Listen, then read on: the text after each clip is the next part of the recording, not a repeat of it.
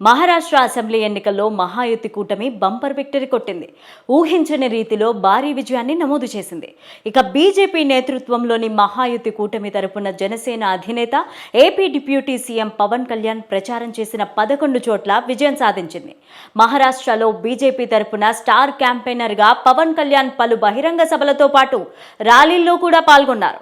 ఇక పవన్ ప్రచారం చేసిన అన్ని చోట్ల ఎన్డీఏ కూటమి అభ్యర్థులు గెలవడం చర్చనీయాంశంగా మారింది.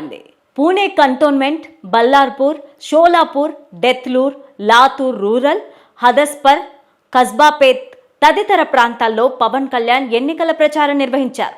70% కాంగ్రెస్ ఓటు బ్యాంకును కొల్లగొడుతూ ఎన్డీఏ కూటమికి విజయం సాధించి పెట్టారు.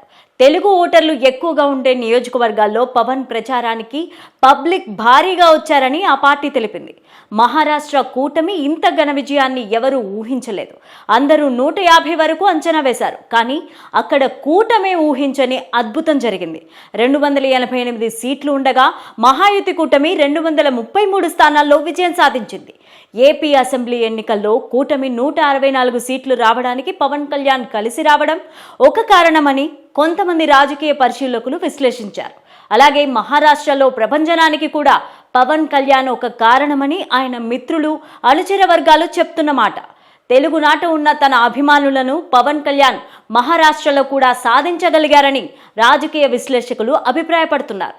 పవన్ కళ్యాణ్ ప్రచారం చేసిన ప్రాంతాల్లో బీజేపీ అభ్యర్థులు విజయం సాధించడం, వారి విజయం వెనుక పవన్ పాత్రను గుర్తించడం పైన తెలుగు రాష్ట్రాల్లోనూ ఒక ఆసక్తికరమైన అంశంగా మారింది. పవన్ కళ్యాణ్ 2014 మార్చి 14న జనసేన పార్టీని స్థాపించినప్పటి నుంచి ప్రజా సమస్యలపైన పోరాడుతూ వచ్చారు.